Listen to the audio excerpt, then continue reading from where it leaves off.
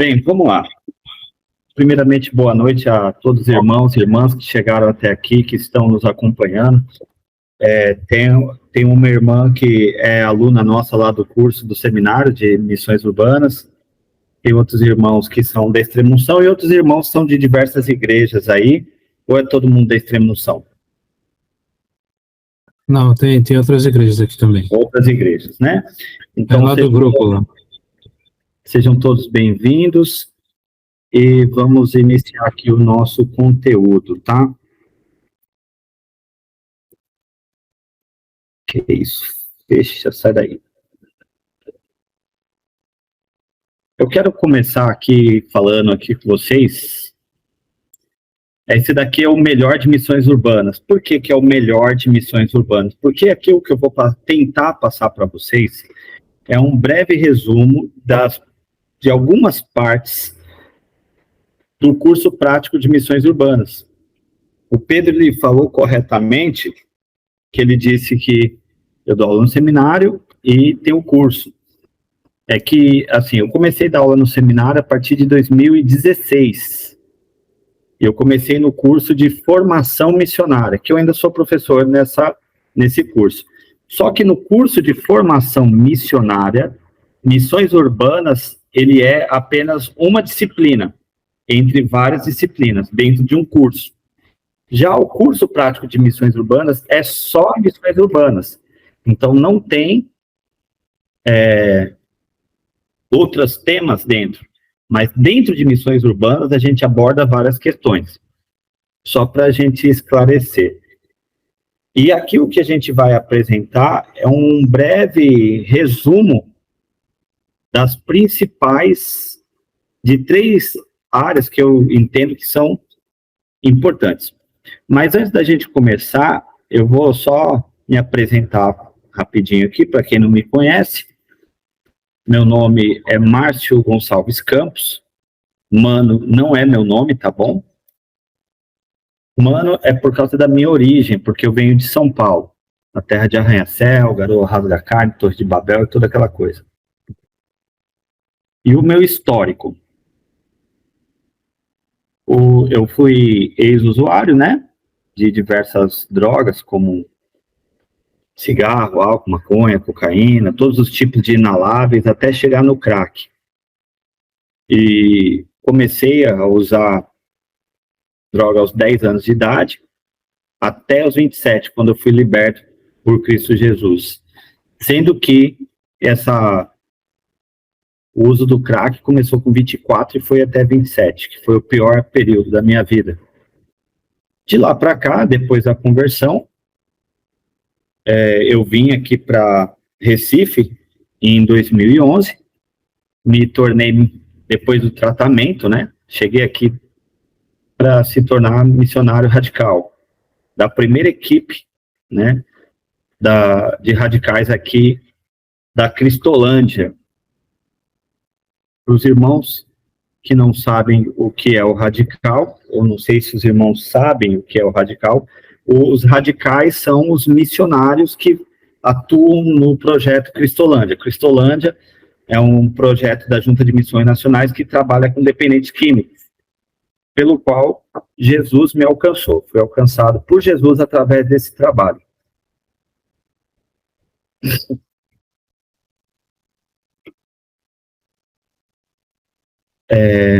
Depois que eu terminei o meu tempo como missionário ali da Cristolândia, Deus me orientou em relação ao meu chamado. Eu entendi que havia um chamado para o ministério pastoral.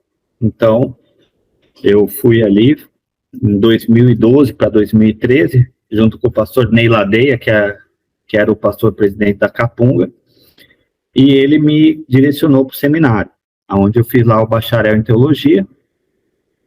Depois, enquanto ainda estava estudando no seminário, fiz a especialização em ciências da religião pela FATIM. Também tive a oportunidade de ir ali para o Espírito Santo, fazer especialização em missões urbanas pelo Avalanche. E em 2019,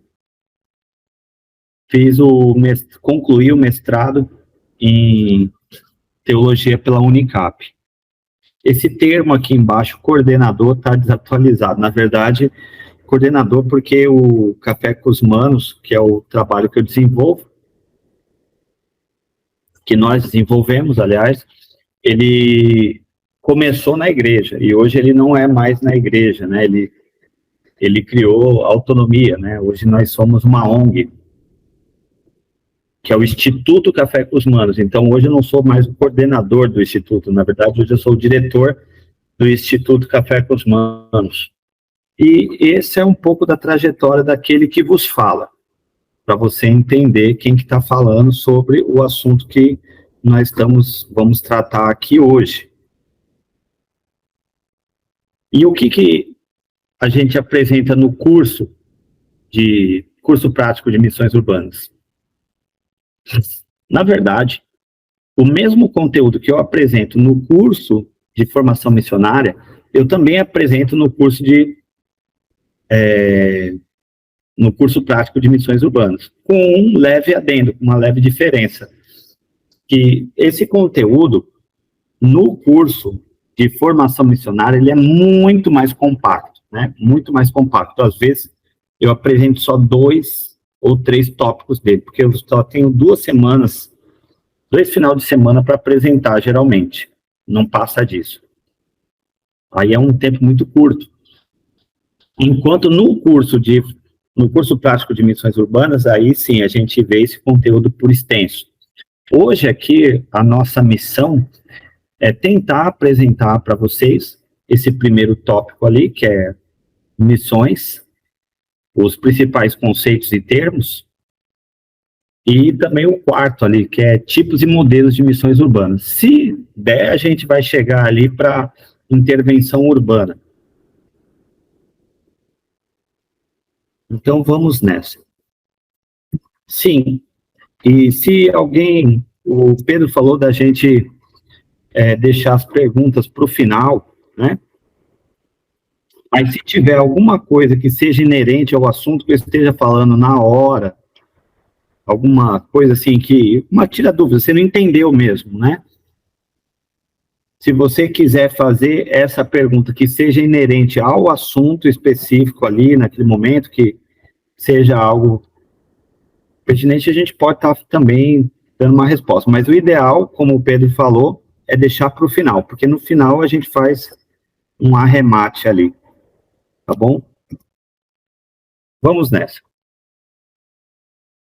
Então a gente vai começar a falar aqui sobre os termos e conceitos, sobre os principais termos e conceitos.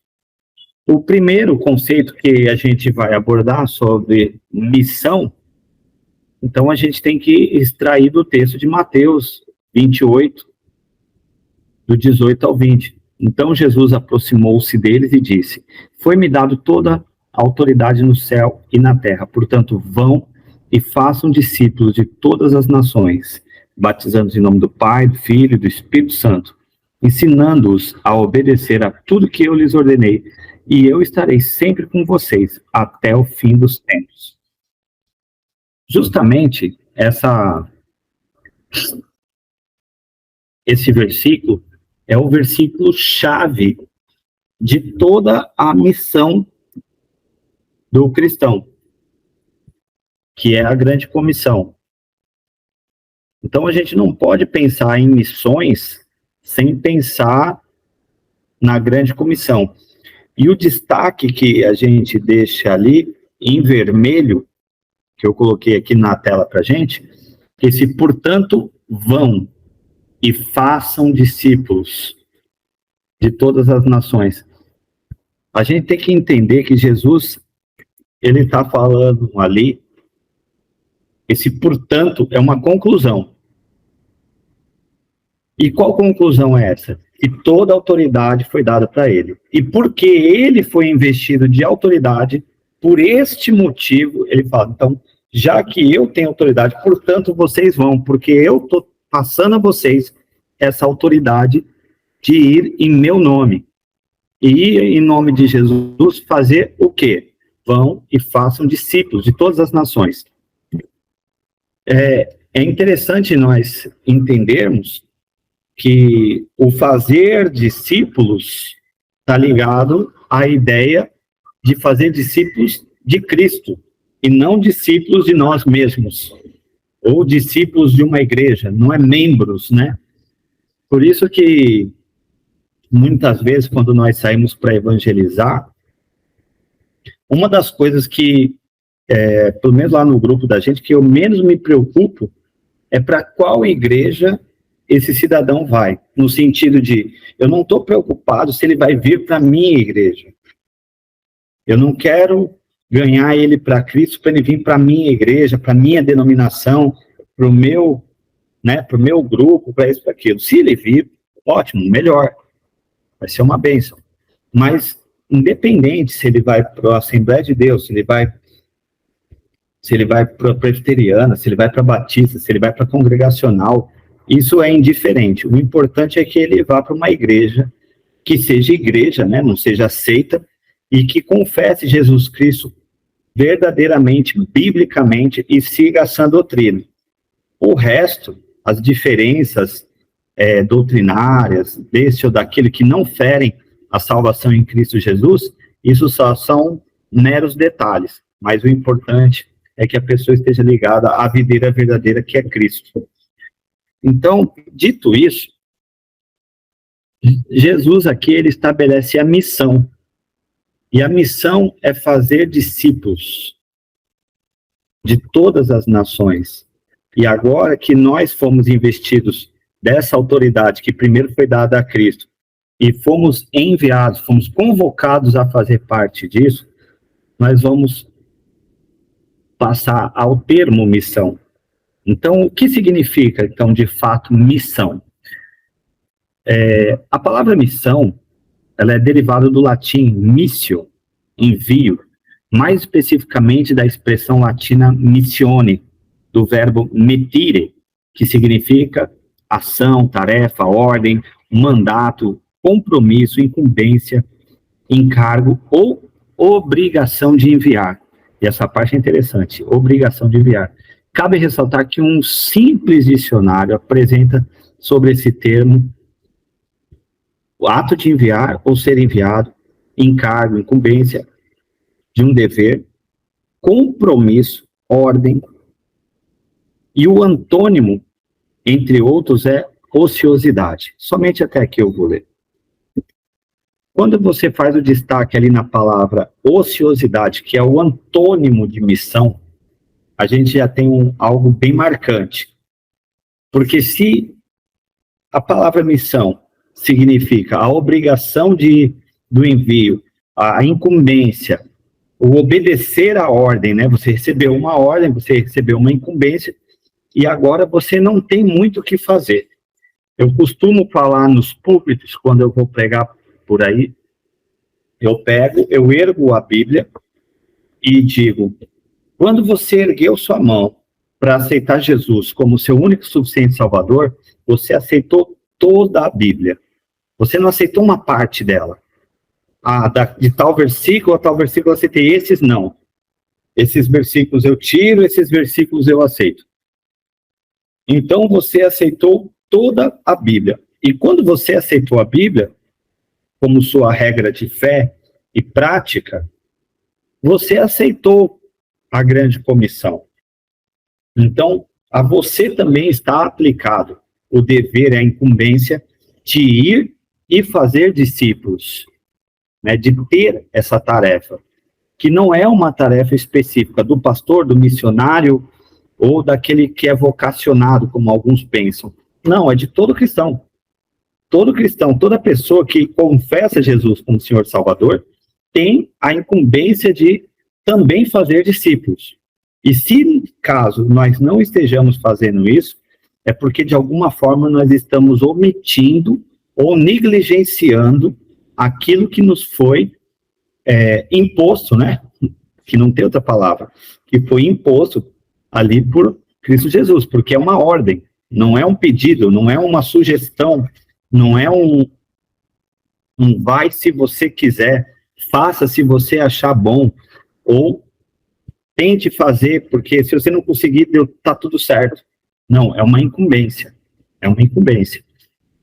E você percebe que o antônimo da missão é a ociosidade. E aí, o ocioso é aquele que não faz nada. É aquele que fica inerte. É aquele que vê as coisas acontecendo. A gente bem sabe que vão existir vários tipos, né, de situações que cada um de nós tem uma demanda familiar, profissional, né? Às vezes também questões estudantis, de faculdade, né? E cada um tem uma demanda, tem uma carga, com certeza. Não ignoramos esse fato. Porém, sabemos que, entre essas coisas, a incumbência de cumprir a missão, ela não desaparece. Ela permanece lá. Então, não é que as coisas e as demandas vão sufocar a missão, mas nós vamos ter que abrir uma brecha para conseguir fazer essa missão, para concluir, para completar essa missão. E esse daqui é uma figurinha que eu coloco só para ilustrar, né, o crente de domingo do século XXI, que é o camarada que não vai ao culto presencial. Isso daí acontece muito por causa do advento, a gente viu muito isso, né, no advento da Covid. Ele também só assiste online, porque para ele é mais cômodo, né, tá em casa. E aqui a gente poderia até abrir um parênteses para dizer assim, que hoje existe muito uma questão do cristão à la carte, né?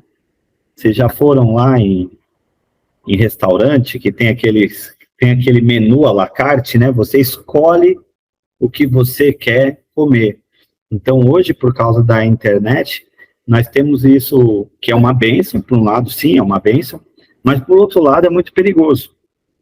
Porque quando nós começamos a escolher o que nós queremos ouvir, pode ser que em algum momento nós deixemos de ouvir aquilo que precisamos, né? Porque você vai ver que tem pregador e tem mensagem, tipos, né? Linhas de mensagem para todo gosto. Desde quem gosta da profecia, da profetada, até quem gosta daquelas palavras de meditação tipo coaching, né? Então, você vai ter todo tipo de mensagem nos meios digitais. E eu não estou criticando quem escolhe por opção A, B, C ou D, mas sim acendendo uma luz, diga-se de passagem, amarela, passando para o vermelho, que existe um risco nisso. O risco de você ficar viciado em procurar aquilo que lhe agrada. E aí a gente vai estar caminhando para aquilo que dizia lá em Timóteo, que nos últimos tempos as pessoas procurarão mestres para si mesmos de acordo com seus próprios desejos, porque sentirão comichão nos ouvidos, não suportando a sã doutrina. E isso é algo que já vem acontecendo, não é algo que vai acontecer, mas é algo que já vem acontecendo, só está se acentuando mais. Então, esse crente do século XXI também, como ele não vai para o culto presencial, como agora ele só escolhe o que ele quer assistir no culto online, ele se torna ocioso, né? Ele fica sem ter o que fazer. E sem ter o que fazer, ele acaba também se tornando preguiçoso, porque toda vez que vai ter um trabalho na igreja, que, né, todo mundo que já participou aqui de algum trabalho de evangelismo ou de algum outro tipo de trabalho sabe como é difícil, né? Você chega para as pessoas e fala assim, irmão, sábado de tarde ou domingo de tarde, nós vamos fazer uma ação evangelística. Nós vamos sair para evangelizar. Aí todo mundo começa, não, mas é que eu tenho um compromisso, é que eu já tinha combinado de sair com meu amigo, é que eu vou ir para a casa da minha irmã, é que eu... Nada contra. Nada contra. É claro que a gente tem que ter o nosso dia de descanso, o nosso dia de lazer, isso é ótimo. mas percebe que todo domingo ou todo sábado você tem alguma coisa para fazer, né? Você nunca tem um tempo livre, né? O que parece é que a pessoa nunca tem um tempo livre, ela sempre está com a agenda cheia, ela sempre está com a agenda lotada, ela nunca tem um tempo para fazer aquilo. E eu lembro de uma frase que diz que é o seguinte, isso mudou a minha vida, essa frase, que diz assim: tempo é prioridade. Tempo é prioridade. Você está aqui hoje nessa aula porque você priorizou estar aqui. Porque estamos numa sexta-feira à noite, ou final de semana que antecede o sábado, que eu acredito que a maioria aqui, todos nós aqui trabalhamos, fizemos as nossas atividades, estamos cansados e provavelmente queremos descansar o mais cedo possível. Mas você falou, não, hoje eu quero participar daquele trabalho, porque eu quero ouvir o que Deus tem para falar para mim através daquele curso, eu quero aprender alguma coisa diferente. Então você colocou em primeiro lugar. Então, esse crente do século XXI, que é preguiçoso, ele não prioriza aquilo. E na igreja, na sua comunidade de fé, ele acaba sendo relapso. Porque uma vez que você não tem prioridade com as coisas de Deus, você acaba fazendo quando você não tem jeito, né? Porque chega uma hora que você tem que fazer.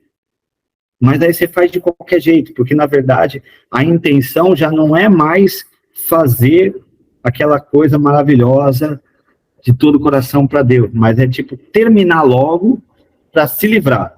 Já que eu não tenho para onde escapar, me chamaram, eu não tenho como dizer não, então vamos. Mas que horas termina? Você já viu alguém falar assim? Olha só, não aponta por mão não, hein? Não aponta não. Mas você já viu alguém que vai para um trabalho missionário e a primeira coisa que a pessoa está perguntando é: que horas vai terminar? A pessoa está preocupada com que horas vai acabar. Não, é porque depois de lá... Meu irmão, se você vai para um trabalho missionário, você não tem nem que pensar no depois. Você tem que pensar, não, estou indo, estou à disposição de Deus, e na hora que tiver que acabar, vai acabar. Esse dia eu não tenho outros compromissos, né? Eu não tenho outras coisas paralelas. Eu tenho que dedicar aquele momento a Deus. Mas, Márcio, você está sendo muito radical. Realmente, eu sou radical da primeira turma, é nóis. Mas tem que ser, porque se não for assim, imagina, só para os irmãos entenderem uma coisa. O Radical Brasil, lá da Cristolândia. O Radical Brasil, ele é formado por ex-alunos da Cristolândia, ou seja, pessoas que foram tratadas pelo projeto, mas também é formado por pessoas de igreja. Qualquer um aqui que, por um acaso, faça parte das igrejas batistas, pode entrar em contato com a Junta de Missões e querer se inscrever para o Radical. E como funciona? Você vai fazer uma seleção, vai ter uma entrevista, vão pedir uma documentação para você e vão fazer todo o trâmite burocrático que tem que ser feito. Mas uma vez que você for, você não vai para ficar um dia ou um mês, você vai ficar um ano. Um ano e meio. Né? Um ano e meio ali. Na minha época foi 1 ano e meio, agora eu acho que é 1 ano. Teve uma época que foi 2, inclusive. Mas você vai ficar no mínimo ali 1 ano servindo a Deus. E sem ganhar nada. É 0,800. Você não vai receber nada, né, materialmente falando. Então imagina os irmãos, porque cada um tem uma motivação. Quando eu fui ser radical porque eu fui com um coração grato a Deus, porque Ele me tirou da morte e me trouxe de volta à vida. Então é como se eu tivesse esse 1 ano, é como se eu estivesse dando um dízimo, o dízimo do dízimo, né? Eu estava dando um dízimo da minha vida para Ele. Falei, não, Senhor, obrigado, Deus. Já que o Senhor me tirou da morte, me trouxe da vida, eu vou dedicar 1 ano aqui da minha vida exclusivamente para o Senhor. Mas tinha outros irmãos que vieram de igreja e que nunca usaram uma droga, nunca pegaram um cigarro. E também eram radicais iguais a nós, percebe? Então tem outras motivações aí de serviço, de gratidão também pela vida que já tem abençoada. Pessoas que pararam a faculdade. Gente bem. Não era gente que estava na pindaíba, não, e não tinha o que fazer, e de repente falou, já que eu não tenho nada para fazer, eu vou lá ser radical. Não, gente que parou a vida. e falou, não, eu vou lá servir. Depois que eu servi, porque Deus me chamou, eu entendi que eu fui chamado para isso, aí, se for da vontade de Deus, eu volto e termino minha faculdade. E assim foi. E assim foi, porque tem cada tipo de desculpa, né? Tem gente que vai falar assim, não, mas eu estou estudando, estou fazendo a faculdade, e agora? Eu vou parar a faculdade ou eu vou... Cada um sabe da sua realidade, cada um sabe do seu chamado, né? Da sua convicção para com Deus. Eu não estou dizendo que isso é uma coisa para todo mundo fazer, mas quem tem convicção do seu chamado vai dar um jeito de cumpri-lo. Essa é a essência dessa palavra aqui. Quem tem convicção do seu chamado vai dar um jeito de cumpri-lo. Não vai arrumar desculpa, vai arrumar um jeito. Então, essa é a realidade. E tem essa imagenzinha aqui, que é justamente uma ilustração. Você vê aqui embaixo, aqui, esse carinha aqui, é como se fosse esse cara grandão aqui. E você percebe que aqui na plaquinha está escrito aqui, zona de conforto. E em cima está escrito, acomodação é morte. Que justamente é isso. Acomodação é morte. Quanto mais o crente, o cristão, ele se acomoda e fica tranquilo, ele está deixando de fazer o que tinha que fazer. Lembre-se do que aconteceu lá, fazendo uma analogia, do que aconteceu lá no Jardim do Éden. Né? A serpente, né? O Satanás lá, na figura da serpente, chegou para Eva e disse que quando ela comesse do fruto, que certamente ela não morreria. Contou ali a mentira.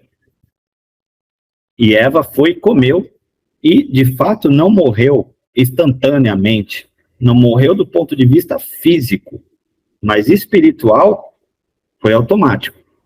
Automaticamente ali iniciou a morte. Conosco não é diferente. Quando nós não estamos cumprindo a nossa missão, nós estamos nos afastando do propósito de Deus. E quando nós estamos longe do propósito de Deus na nossa vida, certamente nós não estamos próximos dele. E a gente sabe que longe de Cristo só existe morte e não vida, porque ele disse, quando ele disse, eu sou o caminho, a verdade e a vida, quer dizer, fora dele não há vida. Fora dele, você está perdido do caminho. Né? E fora dele, você está andando em mentira e não em verdade. Então, existem duas formas que se entendem para fazer missões. A princípio, tá? A primeira delas é conhecida como também o plantio de igrejas, né? O plantio eclesiai, plantação de igrejas. E supostamente em áreas onde a igreja não existe, né?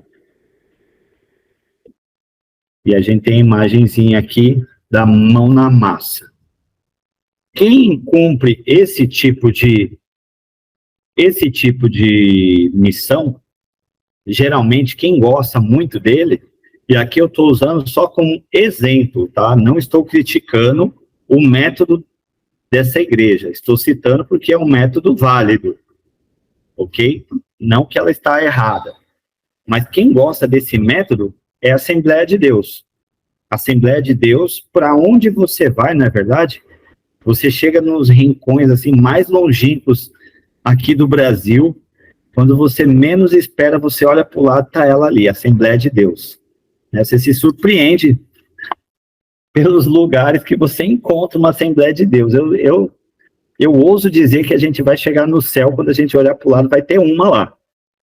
Vai ter, provavelmente vai ter uma Assembleia de Deus lá no céu, porque não é possível. Eles constroem, né, uma igrejinha em tudo que é lugar para onde você imagina. E isso, por um lado, não é ruim, é muito bom. É muito bom, porque é uma representação, né, da Igreja de Cristo em diversos locais, a comunidade ali que tem a oportunidade de se reunir. Mas, em outra direção, a gente tem a missão caracterizada como aquelas atividades e projetos que têm em vista um público mais amplo, né? Não vinculado à instituição, e que procura situar-se em meio a estruturas sociais, as estruturas sociais, com alguns sinais que atestam a diferença. Nesse sentido, adquire um caráter mais testemunhal da fé, do que de proclamação ou anúncio, ainda que este último, de alguma forma, sempre esteja presente, não visando a criação rápida e automática de comunidades eclesiais, dando ênfase à singularidade, tanto do contexto quanto da vocação missionária. E aqui a gente tem uma imagenzinha muito legal, eu gosto dela, que é um modelo de Jesus, que não visava templos, mas sim relacionamentos. E aí eu costumo falar muito sobre a questão do método de Jesus, né? O método de Jesus. Jesus, ele tinha um método de evangelismo. Eu não vou falar sobre o método de Jesus, porque é muito longo, mas eu vou dar o bizu de onde você encontra isso. Em João, capítulo 4. João, capítulo 4, a mulher samaritana. Ali você encontra o método de Jesus. O método de evangelismo de Jesus. Por quê? Justamente, diz o texto que ele estava saindo da Judéia, mas ir para mais outra vez para Galiléia, e era necessário passar por Samaria. Esse era necessário passar por Samaria, não é que os camaradas queriam ir para Samaria, mas sim que Jesus queria passar por lá, porque geralmente eles faziam um arrodeio. Então você percebe que Jesus ele vai demonstrando ali para a gente algumas características, como ir aonde é necessário. Ele sentou no poço de meio-dia, um lugar que não era, né, confortável, ou seja, ele pagou o preço, né? Ele pagou um preço por estar ali para encontrar com aquela pessoa. E uma parte que tem muito a ver aqui com a gente, eu paro por aqui, porque tem várias outras aplicações. No texto que eu tenho pronto sobre isso, são mais de 10 aplicações sobre o método de Jesus,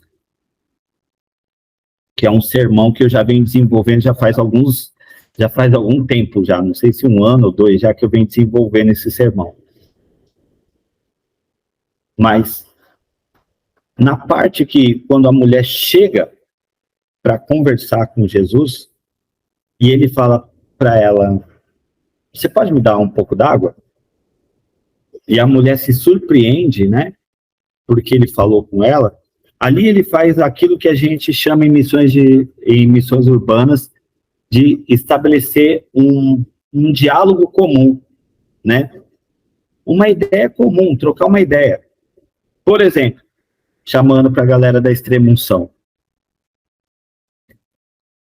A galera da Extrema-Unção, todo mundo conhece aí uma par de banda de rock, punk rock e tudo mais. Se sair perguntando para os caras aí quem é Slipknot, né? Apesar que não pode ouvir isso não, viu, irmão? Ouvir Slipknot não, é do cão. Né? Slipknot, Smashing Pumpkins, né? Entre outros, a gente vai saber. Demon Hunter. E quando você encontra um cara com uma camiseta de rock, que você conhece o som, você tem um caminho para puxar um assunto com ele. Isso foi o que Jesus fez. Porque Jesus ele queria chegar num outro lugar com a mulher. Que a gente vai ver lá na frente, que ele expõe que a mulher manda buscar o marido dela, ela fala que não tem marido e toda aquela coisa. Mas ele não começa falando do pecado dela. Ele começa falando de um assunto comum. O que a mulher estava fazendo no poço? Pegando água. E o que Jesus falou? Me dê água. Ele não começou com um assunto estranho que ela estava fazendo, ou chegando com os 2 pés no peito dela, feito uma voadora. Mas ele chegou falando, olha, eu estou aqui no mesmo nível que você. Vamos trocar ideia?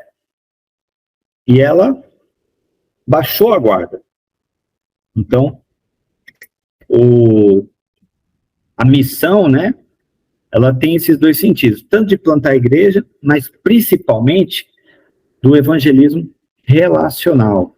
E nós que trabalhamos com missões urbanas, temos que muito trabalhar essa questão do relacionamento. Porque a gente vai encontrar todo tipo de doido. E o doido, no modo assim, cá entre nós aqui de dizer, ele não vai ouvir um religioso. Ele não vai ouvir o cara de terno e gravata com uma bíblia suvaqueira debaixo do braço, dizendo que ele vai para o inferno. É bem verdade que se ele não aceitar Jesus, realmente ele vai para o inferno. Mas quando o crente, o cristão vai até essa pessoa com esse discurso, em vez de ele criar uma ponte, ele gera um bloqueio. Porque o cara já não quer mais saber, já não quer mais ouvir. Eu não sei quantos aqui já foram assim, mas eu um dia já fui assim. Eu, na verdade, não gostava de crente. Até hoje eu tenho o pé atrás com alguns, para falar, para falar a verdade. Mas eu tinha um certo receio, distanciamento de crente. Porque a gente já sabia aquela conversa que tinha. Olha, Deus tem um plano na sua vida, etc. Não sei o quê, papapá. Né, você vai para o inferno, e não sei o que lá, você vai para o inferno, dá vontade de dizer pro cara, vai para o inferno você, doido. Vai para o inferno você, mas realmente, quem está no pecado vai para o inferno se não aceitar Jesus, né, e não se arrepender dos seus pecados, aceitar Jesus. Mas não é esse o caminho. E ainda falando sobre a questão da missão, nós temos um equívoco do termo missões, que é imaginar que a igreja, e quando eu digo igreja aqui, eu estou falando da instituição, tá? Não estou falando da igreja corpo de Cristo. Porque vamos dividir aqui as coisas, tá bom? Tem que ter um entendimento maduro, consciente. Uma coisa é a igreja CNPJ, ok? CNPJ, que é a igreja instituição. Outra coisa é a igreja corpo de Cristo, que também é conhecida como a igreja universal. Não é a universal do reino de Deus, é a universal do pombo, não. Mas é a igreja universal, que é a igreja de todos os tempos, que é a igreja dos irmãos do passado, que já se foram, do presente, que estão vivos, e do futuro, que vão viver na eternidade junto com Cristo. Essa igreja é a igreja universal. E qual é o equívoco do termo missões? É que a igreja CNPJ, em algum momento, ela se colocou como detentora da missão. Como, tipo, a missão fosse como o relógio, ou o celular, ou a caneca, como se fosse um objeto para chamar de meu. A missão é minha. E se você não estiver dentro da minha organização ou do meu, né, do meu arraial, você não tem autorização para fazer a missão. Ou seja, você só pode fazer a missão se você estiver sob a bênção daquela organização. XYZ. Não. Isso é um equívoco. E essa ideia não é minha, tá bom? Eu citei aqui agora o irmão Gonzalez. Isso aí não é uma ideia minha. Mas o fato é que é um equívoco quando o termo missões ele é usado dessa maneira. Porque, sim, a igreja, ela participa da missão, mas ela não é dona da missão. E isso a gente pode ver um pouco mais para frente, que é justamente na parte que a gente vai falar um pouco sobre a questão do Mission Day. O termo Mission Day, que é missão de Deus. Vou adiantar logo, dar o spoiler, né? Para não ficar fragmentado e perder o sentido. Porque esse termo Mission Day, que quer dizer missão de Deus, ele vai dizer que a missão não é minha, do Márcio propriamente, nem sua. E a missão não é da igreja, ou deste ou daquele. A missão é de Deus. Porque quem foi que veio ao mundo nos resgatar? Foi Jesus. Quem foi que enviou seu filho ao mundo? Foi Jesus. Olha, foi Deus, na pessoa de Jesus. Então, a missão em si, antes mesmo do homem querer fazer parte dessa missão, ou ser comissionado para ser um cooperador, como Paulo fala, que ele é um cooperador de Cristo, essa missão foi e é de Jesus. Porque aquele que desceu até as profundezas também subiu. E ele é o que vai voltar para resgatar, né, para levar a tua igreja. Então, a missão foi completa, foi concluída em Jesus. Você vê lá em Gênesis, capítulo 3, né, no verso 15, que ali você vai encontrar o quê? O proto-evangelho, que é aquele momento quando a Eva, né, tinha pecado, Adão foi lá, comeu junto também, pecou também, os dois estão ali naquela situação, e aí Deus chega, né, acontece ali o momento mais cômico da história da humanidade, né, eu acho muito engraçado, porque para pensar comigo, Deus é onisciente, onipresente, e aí eles se escondem atrás de um arbusto, para querer se esconder de Deus, e eles ouvem Deus, eles se escondem, e aí Deus, acho que ele faz assim, Adão, cadê você, Adão? Onde você está? Não estou te vendo. Adão, cadê você? Ô Senhor, estou aqui, me escondi porque tive medo, percebi que estava nu. E aí ele começa ali a distribuir as consequências, né? Quem foi que disse que você estava nu? Você comeu do fruto que eu falei para você não comer? Ah, foi a mulher que me deu, tal. E aí a mulher fala, pô, mas foi a serpente que me enrolou. E aí ele começa a distribuir as consequências. Olha, você maldita, você vai rastejar sobre o pó, você, mulher, vai sentir dores. E nessa parte ele acaba dizendo, do fruto de você virar aquele, né, que vai pisar a cabeça da serpente, e a serpente ferirá o seu calcanhar. Ele está apontando para Jesus. O evangelho ele já é colocado ali, por isso que ele é chamado de proto-evangelho. Porque o evangelho de Cristo Jesus já aparece nos primeiros versículos ali, logo depois da queda. Não é um negócio assim, e agora o que a gente vai fazer? Naquele momento, Deus já faz a referência, olha, de você vai vir aquele que vai pisar na serpente, vai acabar com Satanás de uma vez por todas. E Satanás vai ferir o seu calcanhar, uma alusão à cruz. Portanto, a ideia desse pensamento equivocado do termo missões, falando sobre uma ideia eclesiocêntrica, é quando a igreja pensa que essa missão tem a ver com ela, no sentido de exclusivismo.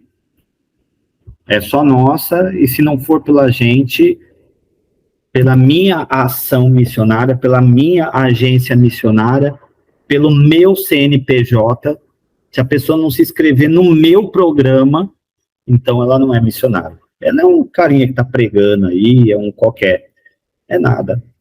Ele é um missionário também, que está fazendo a parte dele no mundo. Isso significa que todo mundo pode pregar de qualquer jeito? Também não. Tem que ter um mínimo de preparo, um mínimo de estudo, um mínimo de conhecimento. Mas se esse cara não for formado em missiologia, mas for simplesmente um crente em Cristo Jesus, conhecedor da sã doutrina, ele é preparado para pregar o evangelho. Cheio do Espírito Santo, conhecedor da palavra. Ele está preparado para pregar o evangelho. Porque nem nenhum dos apóstolos tinha seminário, né? Não tinham seminários, não tinham diplomas, não tinham nada. O que eles tinham era comunhão uns com os outros, comunhão com Deus, e eram cheios do Espírito Santo. Agora, claro, quanto mais conhecimento a gente buscar, como Paulo tinha, né? É claro que é o ideal, porque aí a gente vai indo para o nível mais hardcore, né? A gente vai podendo trocar ideia com os caras mais chatos, para querer questionar a gente e bater de frente. Então, agora... Então, conforme eu estava falando para vocês, a questão de um equívoco do uso do termo missões é quando esse termo ele é usado, né, de forma eclesiocêntrica. E aqui a gente tem um exemplo sobre isso de forma mais ilustrativa aqui, assim. E você percebe aqui, essa parte aqui dentro, essas bolinhas amarelas, representam uma ideia de missão no modelo tradicional. Agora vamos entender o que é dito sem exageros, tá? Quando eu falo modelo tradicional, eu não estou criticando esse modelo, eu estou citando esse modelo, ok? Para que a gente não seja mal interpretado. Então, aqui dentro você tem o modelo tradicional. Esse círculo preto, ele representa a igreja. E essas outras bolinhas coloridas aqui, verde, azul, vermelho, elas representam as diversas formas de fazer a missão. Porque a gente entende que, como diz lá em Pedro, da multiforme da graça de Deus.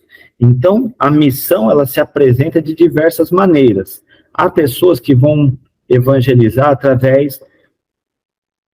vão apresentar o evangelho através de uma peça de teatro. Há pessoas que vão apresentar o evangelho através de um som que não precisa ser necessariamente a harpa cristã, mas pode ser num som de rap, pode ser num som de rock, de reggae, em vários estilos, né, diferentes. Tem pessoas que vão apresentar o evangelho fazendo o evangelismo com o pessoal, no tete-a-tete, e assim sucessivamente. Então, existem diversas maneiras de se apresentar o evangelho de Cristo Jesus. Enquanto tem uma grande maioria que vai entender que o evangelho é mais naquele esquema panfletinho, fim de tarde, entregando panfletinho. Não estou dizendo que não funcione, que não dá certo. A gente tem diversos testemunhos de pessoas que entregaram sua vida a Jesus ou que estavam prestes a se matar e leram o panfletinho, né, a literatura, e foram tocados pelo Espírito Santo através da sua palavra e não seguiram em frente, né, com os seus planos, mas, ao contrário, entregaram sua vida. Então, você tem aqui um modelo mais fechado. E aqui você percebe esses fora como a exclusão. Num outro quadro, você tem a segregação, que é justamente quando aquela galera mais tradicional vai dizer assim, não, aqui não cabe vocês. E aí, aonde surgem, né, inclusive, né, uma extrema-unção da vida, né, é daí que surge uma bola de neve, é daí que surgem essas igrejas contemporâneas que fazem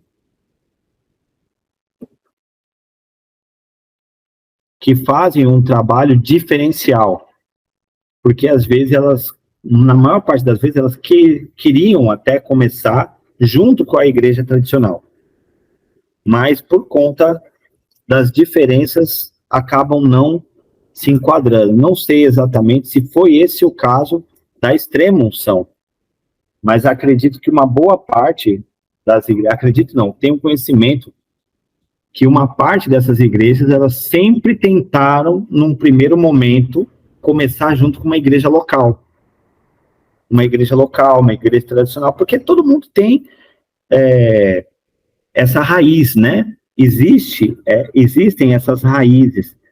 Se a gente for conversar com alguns líderes dessas igrejas, vocês vão perceber que todo mundo era filho de um crente, ou tem uma experiência desse tipo. Enfim, onde não cabe ali estar junto. Aí você tem aqui embaixo esse outro modelo, que é a integração, que é um modelo mais próximo do que poderia ser. Isso você encontra muito em igrejas, quando você percebe aquele lance como chama mesmo, meu Deus? Do grupo jovem. Aquele lance do grupo jovem, já viu? A igreja que ela é assim, toda tradicional, né? Cantor cristão, pá, tudo bonitinho, coro, não sei o quê. Aí lá num canto, lá em cima, às vezes quando tem sala na parte superior da igreja, em algum canto da igreja tem uma sala, que é a sala dos jovens, e lá na sala dos jovens, que é diferente, que tem a bateria, que tem o som, que tem não sei o quê, na igreja mesmo, no templo não tem. Isso já mudou, né? Daqui uns 10 anos para cá, isso tem mudado, mas pode colocar uns 15, 20 anos atrás, existia muito disso, né? De igrejas que tinham um espaço mais reservado para os jovens, e a igreja no todo mais conservadora e tradicional, que não permitia de jeito nenhum algumas práticas que nem são ofensivas, mas só diferentes.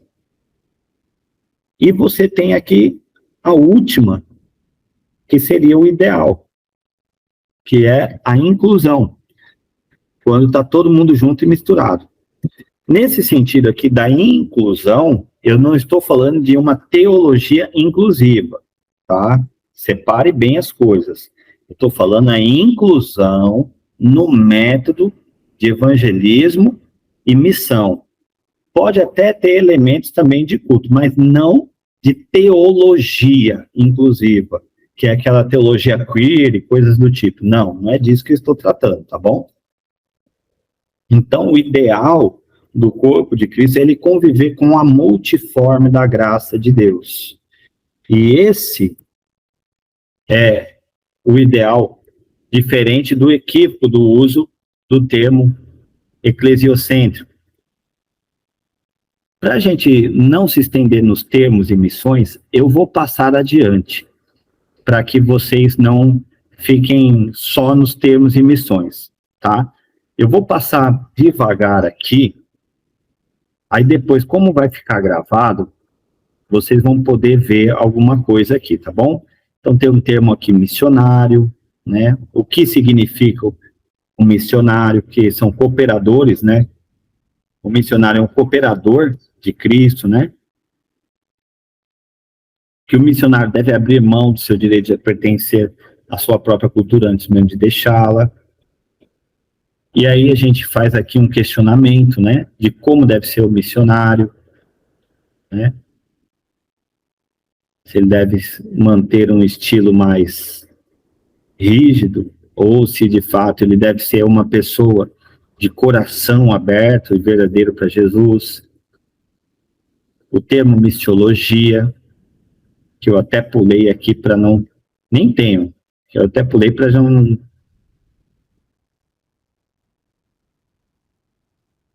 encurtar. Aí temos aqui aquele termo que eu tinha falado para vocês, o Mission Day, né? Esse daqui vale a pena só a gente ler, só para deixar aí registrado, né? Que o conceito Mission Day foi mutuado da escolástica por Karl Barth, em 1932.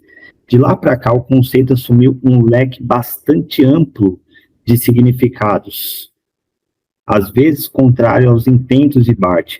Em todo caso, a ideia ajudou a expressar a convicção que a igreja não é a autora e a detentora da missão. Esta última é, antes de mais nada, fundamentalmente, obra de Deus, trino e uno. Porque a ideia de Missio Dei é a ideia de que a igreja ela é participante da obra, não é detentora. como está escrito também em Multman, não é a igreja que deve cumprir uma missão de salvação no mundo. É a missão do Filho e do Espírito mediante o Pai, que inclui a igreja. Tem também aqui o termo missão transcultural, que ela vai além daquilo que a gente pensa, né? Que missão transcultural, todo mundo pensa em ir além fronteiras. Mas a missão transcultural, todavia, é fato que qualquer missão, seja ela perto ou longe, é missão transcultural. Além das barreiras mais conhecidas como da linguística, costumes, geografia, étnicas e etc. Temos ainda as barreiras sociais, morais, religiosas e familiares. Como escreve Escobar, a missão cristã sempre aplicou em cruzar fronteiras, porém, cada geração cristã, ao cruzar novas fronteiras, tem que explorá-las antes de se lançar à aventura. Só para a gente deixar um comentário aqui sobre esse, falando que a missão transcultural não tem a ver com somente você ir para a China, para o Japão, para o outro lado do mundo para você fazer uma missão transcultural. A missão transcultural é toda vez que você sai da sua zona de conforto. Lembra do bonequinho do sofá? Você saiu do bonequinho do sofá. Você é um cara que de segunda a sexta trabalha no escritório, que está ali com pessoas que usam perfume, com pessoas que, né, que falam das mesmas coisas que você, que entende das mesmas coisas que você. Então você tem um núcleo de convívio. Quando você sai desse núcleo de convívio e você se dispõe a ir falar com pessoas que vivem uma cultura totalmente diferente da sua, seja ela underground ou até outros tipos de culturas regionais, você está já fazendo uma missão transcultural. E para falar com um chinês, você não precisa ir na China. Você vai ali no centro do Recife e você vai encontrar os chineses, né? Você quer falar com um africano, você não precisa ir para a África, necessariamente. Ali na Conda Boa Vista tem outros também. Então, quer dizer, se você se dispor a sair da sua zona de conforto, certamente você vai se deparar com novas culturas, tanto aqui no Brasil como fora. A teologia da missão, eu não vou me apegar a isso daqui para não demorar. E a missiologia urbana. Missiologia urbana é a ciência que pesquisa, registra e aplica os dados da origem, a história e as técnicas antropológicas à base da missão cristã na cidade. Então, vamos só fazer um comentário sobre essa aqui, porque é importante que essa daqui é justamente um dos temas que a gente está tratando, né, de missões urbanas. Então, quando a gente fala de missões urbanas, a gente tem que pensar o seguinte: não tem como você fazer missões urbanas sem ser na cidade. Missões urbanas é a missão na cidade. Porém, você pode usar as técnicas de missões urbanas em outros contextos. Você pode adaptar e aplicar, mas já não vão ser mais necessariamente missões urbanas. Mas você pode usar, com certeza, os princípios de missões urbanas fora da cidade. Agora você vai ter que adequar. E quando você percebe aqui, que diz assim, que a missiologia urbana é a ciência, é porque ela tem uma metodologia. E dentro dessa metodologia, você vai ter primeiro uma pesquisa. Então, vamos exemplificar isso. Você quer fazer um trabalho ali no COC. Vamos pensar no COC, ou uma comunidade qualquer que você tiver aí próximo do bairro onde você mora. Ou até no próprio bairro onde você mora. Então, você vai fazer uma pesquisa demográfica. Você vai entrar lá no IBGE, censo, número de habitantes, grau de escolaridade, e começa a pegar o perfil daquelas pessoas que vivem naquela comunidade. Ou seja, você não precisa morar lá para já ter uma noção como que funciona. Agora você fez essa pesquisa, se você só ler a pesquisa e não sair garimpando para pegar os dados mais importantes que lhe interessam, isso vai se perder no tempo e no espaço. Por isso que vem a ideia de que é a ciência que pesquisa e registra. Mas não só registra, aplica. Aplica o quê? Os dados da origem, né? Como foi que começou aquela comunidade? A história, como se desenvolveu aquela comunidade, suas ramificações. As técnicas antropológicas, né? Que é justamente os meios de aproximação, as formas de fazer, as contextualizações. E justamente com esse conjunto, com esse apanhado de dados, é que você consegue desenvolver a missão urbana. Traduzindo isso em outras palavras, vamos pegar aqui um exemplo que eu gosto muito de usar, que é o exemplo do skate. Eu falo isso direto no curso, porque eu acho que é o exemplo mais prático que a gente tem. Você não precisa ser um skatista para falar com o skatista, mas você precisa saber o que é um shape, um truque, um tail, um nose. Você tem que saber quem é Rodney Mullen, quem é o Mineirinho, quem é o Bob Burnquist. Você tem que saber alguma coisa a respeito do skate. Mas você não precisa nunca ter andado de skate na sua vida para falar de skate. E aí, como então que eu me aproximo dessas pessoas que andam de skate? Você pode pegar um sobrinho, um primo, um neto, um conhecido que anda de skate e falar, vamos naquela praça que todo mundo se reúne para andar de skate, porque aquele camaradinha vai ser a sua ponte. E a partir daquele relacionamento, você começar a se aproximar das outras pessoas. Mas você fez uma pesquisa prévia, você sabe quem são os skatistas, você tem um ponto de partida, lembrando do método de Jesus, né? Um assunto comum, né? Você não vai começar falando, olha, Jesus veio e tal, não sei o que, e as pessoas vão falar, nossa, cara, eu tô aqui andando de skate, o cara veio falar de Jesus, como é que é isso, né? Lá no Marco Zero, toda terça-feira a gente fazia um trabalho lá. E qual era a nossa estratégia? No caso mais particular que eu utilizava. Eu ia, como eu ando de skate também, eu ia com o meu skatinho e começava a fazer um rolê. Quando a galera tava ali junto, os 2, 3, 4 skatistas por ali, eu chegava nos caras, cumprimentava eles e ficava dando meu rolê ali, enturmado. Já me enturmava. Em algum momento parava para descansar junto deles e conversava. Falava, olha, a gente está se reunindo ali, uma galera ali, depois se vocês quiserem chegar com a gente. Mas em algum momento eu falava sobre uma manobra do skate. Começava a falar de Rodney Mullen, que foi o camarada que inventou uma manobra chamada Impossible. E, você conhece o Rodney Mullen? Pô, já assisti os vídeos dele, aquele cara é massa, da hora, tal, não sei o quê. Pô, ele tem uma manobra da hora, aquela lá que é o Impossible. Mas, pô, é verdade, aquela manobra é muito difícil, não sei o quê. E os camaradas se soltam. Esse era o momento onde eu pegava e introduzia um versículo. Eu falava, pô, cara, eu tenho uma viagem, velho, que toda vez que eu penso nessa manobra, eu lembro, cara, de uma palavra que Jesus disse. Ele falou que para o homem é impossível, mas para Deus nada é impossível. E tal. E espera a reação do cara.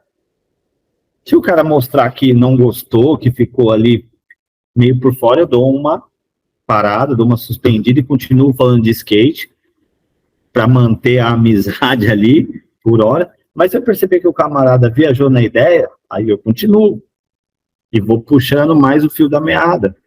Então isso daqui eu estou dando um exemplo de uma infinidade de possibilidades que são possíveis a partir de uma primeira abordagem, né?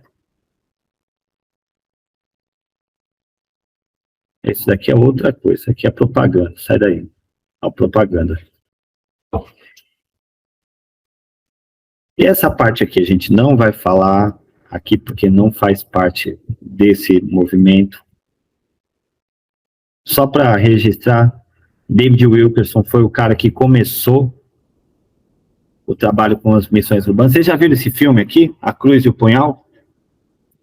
Vocês já assistiram esse filme? Já assistiu, mano? Eu já ouvi falar, mas nunca parei pra ver, não. Eu vou botar o link dele. Se procurar no YouTube, tem. A gente pode colocar o link lá no grupo lá, que ele fala, ele mostra como começou as missões urbanas. Cara, está dizendo aqui que já assistiu. É isso aí. Tem uma parte muito legal, que ele leva uns tapas na cara. O cara chega pra ele fala, e aí, você me ama? Sim, eu te amo. Tome na cara. E aí, você continua me amando? E aí, você ia continuar amando o humano? Eu não sei não.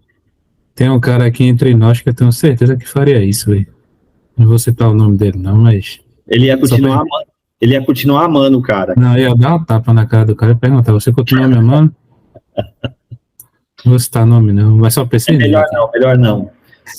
Mas aí fica a recomendação aí, que é pra a galera que quiser assistir aí, A Cruz e o Punhal. Ok? Vamos avançar aqui. Isso aqui é outro conteúdo que não tem a ver com hoje aqui. É muito longo para a gente. Que é sobre a questão do racismo. Isso aqui no curso, né? E vamos fazer uma saideira aqui, porque a gente já está perto aí do horário, do fim, né? Mas dá tempo da gente falar alguma coisa ainda para abrir vaga para o pessoal falar também, que eu quero ouvir o pessoal. A gente vai falar um pouquinho sobre tipos de missões urbanas, tipos e modelos, né, de missões urbanas. A fundamentação bíblica para essa aula aqui, isso daqui é uma aula. Aquela parte que a gente viu lá primeira, nos conceitos e termos, é uma aula. E aqui já é outra aula, é a quarta aula do curso. Diz o seguinte, lá em 1 Pedro 4,10.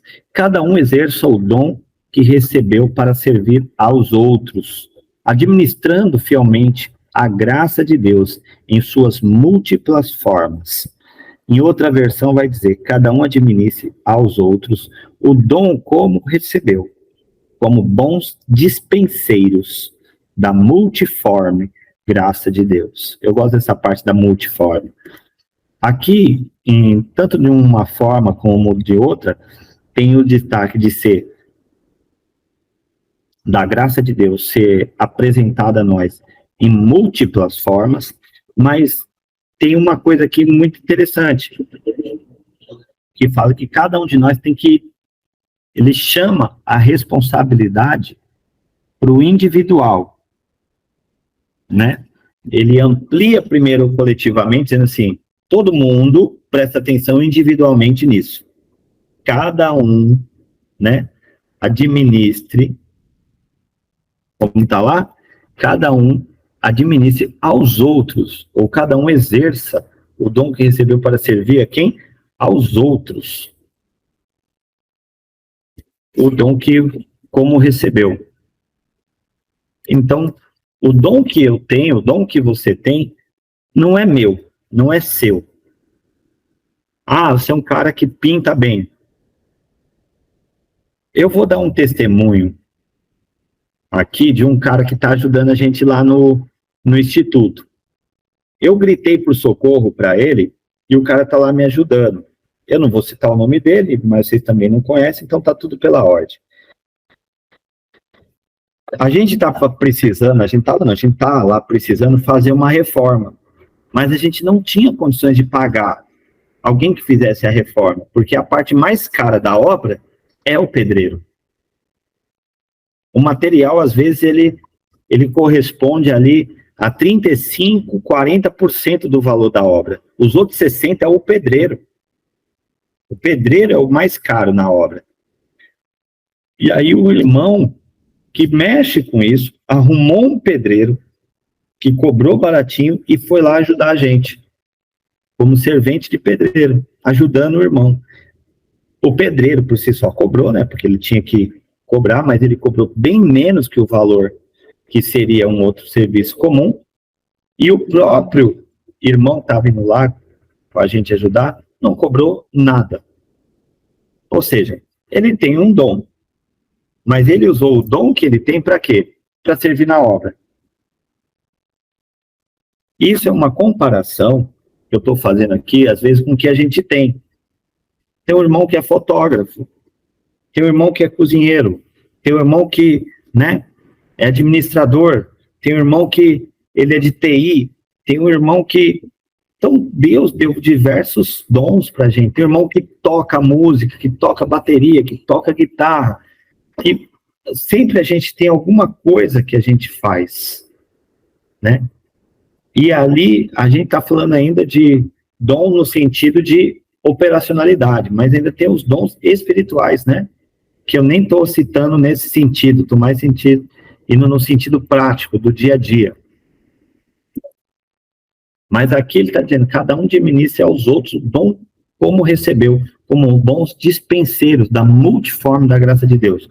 Ou seja, Deus te dá um dom para que você possa apresentar aos outros Jesus Cristo de uma forma totalmente inusitada, inteligente e pontual.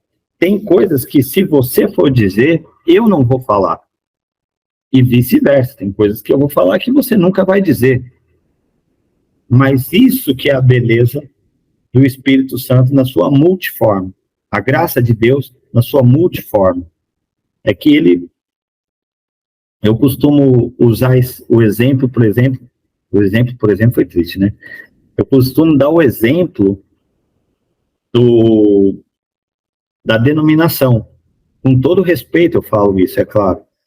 Eu não me converteria numa Assembleia de Deus, porque lá eles têm uma prática que eu não consigo me concentrar. Por exemplo, eles oram todo mundo junto ao mesmo tempo, né? Às vezes a galera está orando, então tem 3, 4, 5, 10 pessoas, todo mundo falando e orando ao mesmo tempo. Eles acham isso perfeitamente normal. E eu também não vejo problema nenhum, já que eles acham isso normal. Mas eu não consigo orar, eu não consigo me concentrar, tenho meus probleminha, né? Só não tomo os cachetes da vida, mas eu tenho meus probleminha, então eu não consigo me concentrar se tiver outra pessoa falando comigo ao mesmo tempo. Então, certamente eu teria uma dificuldade. Mas Deus se manifesta tanto no lugar onde todo mundo fala ao mesmo tempo, faz barulho, quanto no lugar onde todo mundo faz silêncio enquanto ora, né? E aí é onde que está a beleza da multiforme da graça de Deus. Deus se manifesta na extrema-unção, a galera tocando um rock and roll bacana, que eu gosto particularmente, quanto ele se manifesta num culto de quarta-feira, cantado com um cantor cristão. Então, a multiforme da graça de Deus caminha nessa direção. Então, a gente tem missões urbanas com crianças, né? Eu não vou me estender aqui, porque o meu tempo, de fato, já acabou.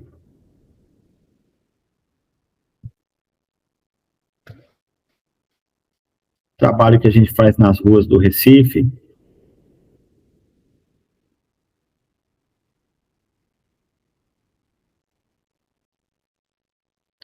Tem o trabalho de missões urbanas com moradores de rua, que na verdade não é esse o termo que se usa, né? O termo correto é pessoas em situação de vulnerabilidade social ou em situação de rua. Essa senhora aqui é minha mãe, ó. Essa senhora que eu estou passando a setinha em cima, que teve uma época da nossa vida que a gente morou na rua, infelizmente. Eu geralmente pergunto para o pessoal se morador de rua é tudo uma coisa só. E a resposta a gente já sabe, é claro que não, né? Ele tem 3 grandes tipos de pessoas na rua. E 3 grandes grupos, podemos dizer assim. O morador de rua, o maloqueiro e o mendigo. E qual que é a diferença dessa galera que está na rua?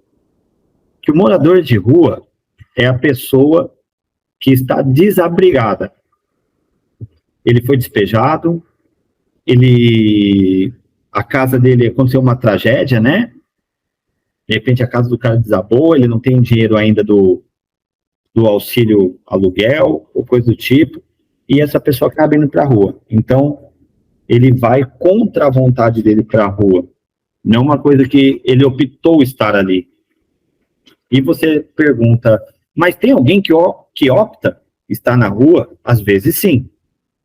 Já é a questão do maloqueiro. Porque o maloqueiro é aquele camarada. Cadeira, hein?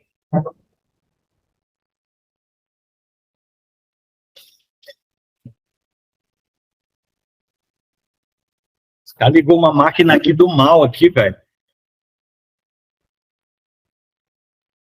O maloqueiro, ele é aquele camarada que geralmente ele tem casa, ele tem família, mas por ele ser um dependente químico, alcoólatra ou algo do tipo, ele prefere ficar na rua do que estar em casa. Porque nesse local ele tem mais liberdade, uma pseudo-liberdade, né?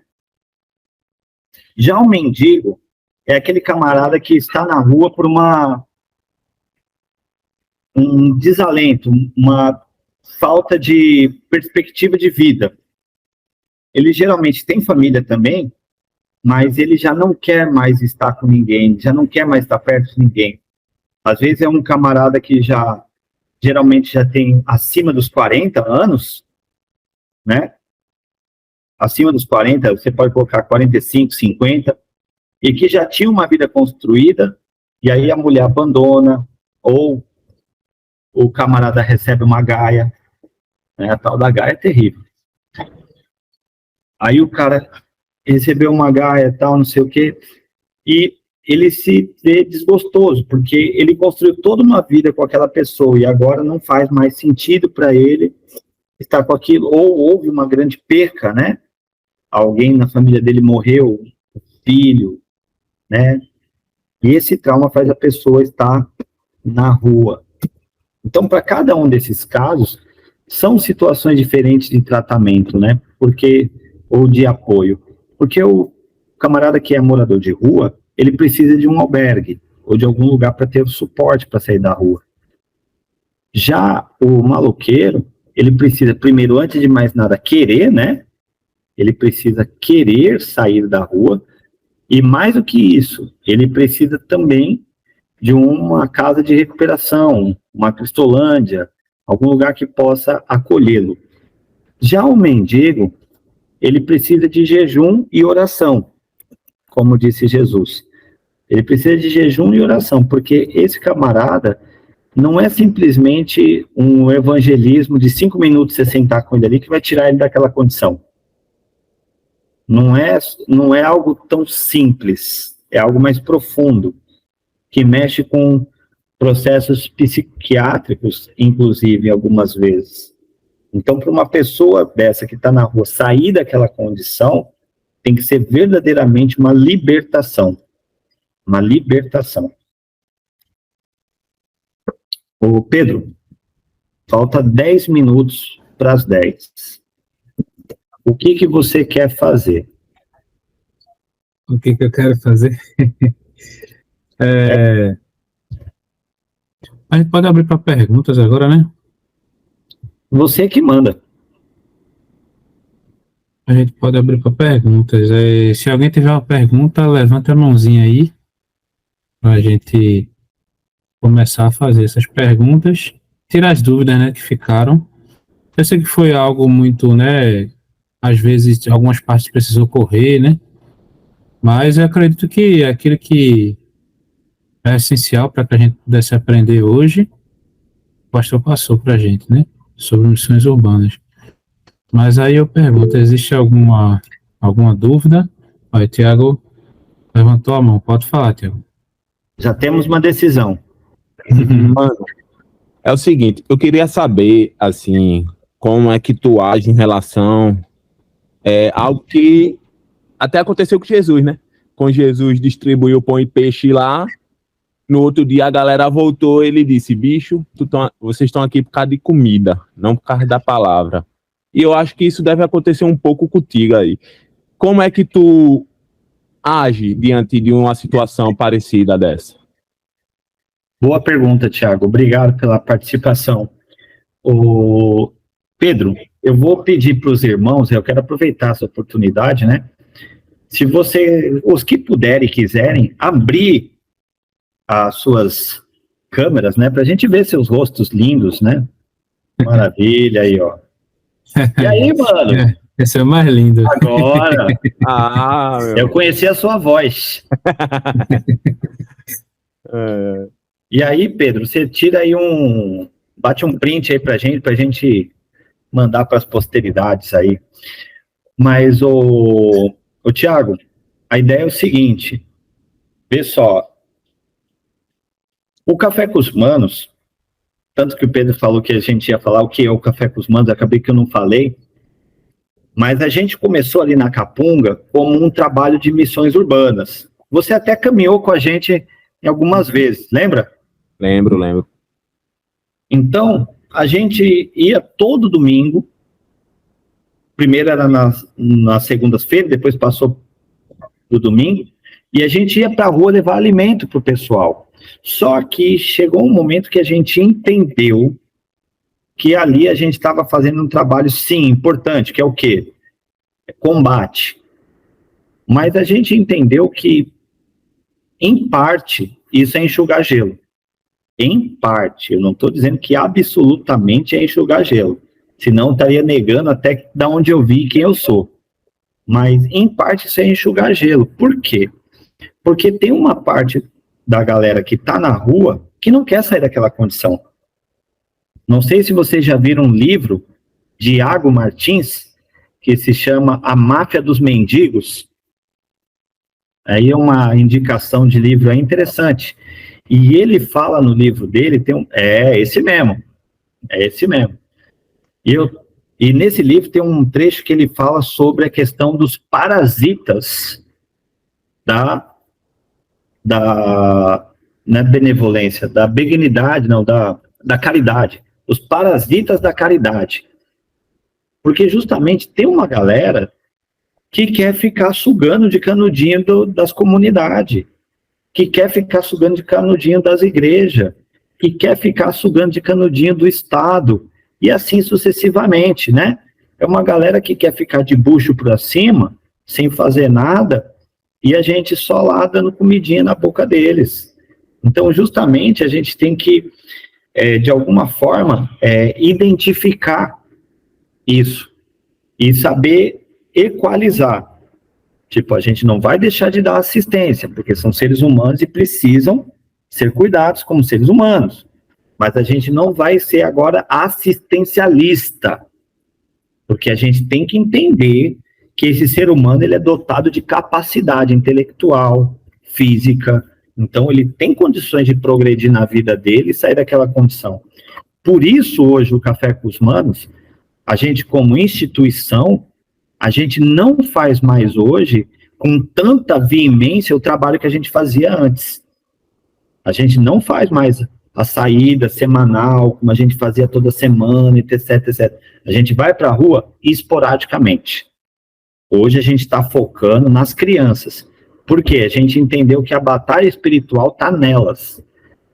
Elas são o foco do maligno. O maligno quer atingir as crianças. É nelas que eles estão concentrados. Eles querem destruir criança por criança, porque sabe que uma criança pervertida é um adulto maligno. Vai se tornar um adulto maligno. Então a gente tem que fazer o quê? Concentrar esse esforço na criança. Por quê? O que a Bíblia disse? Ensina a criança no caminho que ela deve andar. E mesmo depois que ela crescer, não se desviará. Significa que toda criança que foi para a igreja virou crente? Não. Mas significa que esse abençoado, ou esse mal ouvido, ele foi lá, ele conhece a palavra. E agora, se esse filho do gadareno quiser caminhar para o mal, ele vai com as pernas dele, né? E ele é responsável pelo destino dele. Mas ele ouviu a verdade, ele conhece a verdade, e inclusive ele tem um caminho de volta, né? Como o filho pródigo. Porque uma vez que você conhece o pai e vai para a lama, você percebe que você está na lama, porque você conhece o pai. Você sabe quem é o pai. e agora você tem um caminho de retorno. Então, hoje a gente está tratando muito mais nisso, Thiago.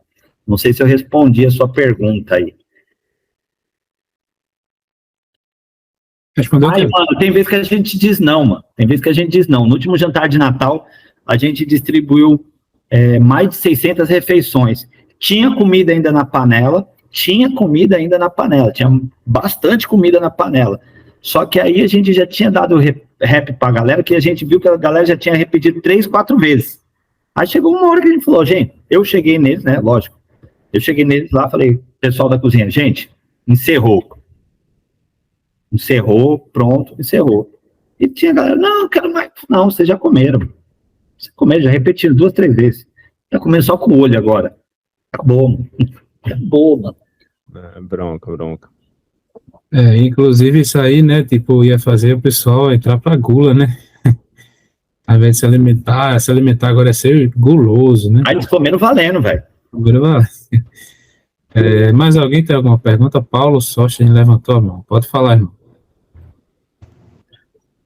Graças a Deus. Tá Eu bem. queria saber qual é a estratégia de discipulado que o irmão usa para ajudar aqueles que vão se quebrantando, né? Se é basicamente só a Bíblia ou você tem algum material, alguma coisa assim, você usa, você mesmo prepara? Diga aí. O senhor quer falar de discipulado a longo prazo ou a curto prazo? Pode falar dos dois, né? Preferência a curto prazo primeiro. Porque a curto prazo, você está falando de dependentes químicos e esses, assim, moradores de rua, etc., ou você está falando de tribos urbanas? Porque você falou de discipulado, mas você não especificou o público. Não, é exatamente isso. É porque o tema não é missões urbanas, então Sim. a gente que o irmão fale resumidamente, mas dê aí como é que a estratégia que você usa aí. Certo. Olha, se a gente for tratar de tribos urbanas, de modo geral, o sistema de discipulado, ele é similar ao de qualquer igreja comum, não tem muita diferença. É vida na vida, né? Vida na vida. Você tem que caminhar junto com a pessoa, se dispor a ter tempo, e essa é a parte que dói, porque quase ninguém tem tempo para nada. Mas é o caminhar junto com a pessoa, é o estar junto. Caminho de Emaús, lembra do caminho de Emaús? É ir junto com a pessoa e explicando para ela quem é Cristo e ela vendo em você quem é Jesus. Agora, existe um material da Junta de Missões que eu tenho ele em PDF e eu posso colocar lá no grupo para a gente, com certeza, que ele fala sobre o trabalho com tribos urbanas, né? E é muito legalzinho esse material. Agora, se a gente for falar de dependente químico, que também está dentro do âmbito das missões urbanas, aí a gente tem que pensar num processo. O primeiro processo é o de libertação. Você não vai conseguir discipular um cara que está imerso na droga. Então, ele primeiro tem que se libertar da droga. Então, tá ligado? Não tem como o ovo vir antes da galinha. É a galinha que vem primeiro. Então, você tem que, né? Primeiro, o cara tem que se libertar da droga. Uma vez que ele vai se libertar da droga, no próprio processo de libertação, ele vai ser apresentado a Cristo. No meu caso, eu fui para Cristolândia, que é um trabalho da Junta de Missões Nacionais, né? É um trabalho batista, e que lá dentro mesmo a pessoa vai ser discipulada, né? Porque lá tem vários cultos e tem vários programas de estudo bíblico que vão encaminhar, inclusive, se ele aceitar Jesus lá, ser batizado e tudo mais. Então, existe esse processo. E uma vez que esse camarada sair, vamos supor que você tem uma pessoa que você conheça, né, Paulo, perto aí da sua casa, que é um camarada que usa crack. E aí você começou a falar com esse cara de Jesus, começou a falar para ele que tem uma saída, que tem uma solução, que você conhece pessoas que já mudaram de vida, ele entende, confia em você, e agora ele quer ir para Cristolândia. Beleza, você vai caminhar com esse cara, você vai encaminhar ele para Cristolândia. Tá bom, você levou ele para lá, aí acabou, largou ele lá, foi embora? Não. Agora você vai ter que caminhar junto com ele. Você vai ter que demonstrar no dia a dia, não toda hora, nem toda vez, mas que você está ali presente, de vez em quando fazer uma visita. E quando esse cara sair, você vai chamar ele para a tua igreja. Nesse caso é válido isso. Você chamar ele para participar da tua igreja, da sua comunidade, e estar junto com esse cara. Porque o maior problema, por exemplo, dos dependentes químicos, e isso não é uma ideia minha, tá bom? Não é o momento que ele entra para a instituição, é depois quando ele sai. Porque a galera, quando sai, ela fica meio vulpa, fica solta, não sabe para onde ir, o que fazer. Chega na igreja, não tem ninguém que cola junto, abraça e fala, não, vem cá, caminha comigo. Vamos aqui, tamo junto. Vamos para casa ali, ó, vamos ler a Bíblia, vamos fazer um rolê, tamo junto. E aí o camarada vai desmotivando, porque os camaradas do rolê estão juntos, né? Os camaradas do rolê, da cachaça, das minas, dos manos, estão juntos. Então, o discipulado, basicamente, não tem muito o que mudar. Agora, o que muda é o contexto, que nem eu falei. Se é em tribos urbanas, o discipulado, ele é no exemplo, né? No exemplo, no dia a dia. Se é com o dependente químico, é na libertação e pós-libertação, caminhando junto, no acolhimento, na caminhada. Basicamente isso. Não sei se eu respondi, irmão. E aí, mais alguém tem alguma pergunta? Eu tenho uma, vou levantar minha mão aqui. Levando aquele assunto que tinha sido abordado aqui sobre a multiforme graça, né? Sobre a diversidade de denominações, né? Eu queria saber, mano, se na questão seguinte, né? Eu também penso como você que muitas vezes as pessoas pensam que tem muitas denominações é tipo leva pro lado ruim, né? A igreja é muito dividida e tal. Eu penso como você também que a diversidade de denominações é algo bom para o evangelho, porque Com certeza. é aquela questão como você mesmo falou, né? Tem gente que não vai se encaixar em um certo tipo de denominação, outro não. Só que a minha pergunta é referente à questão assistencial.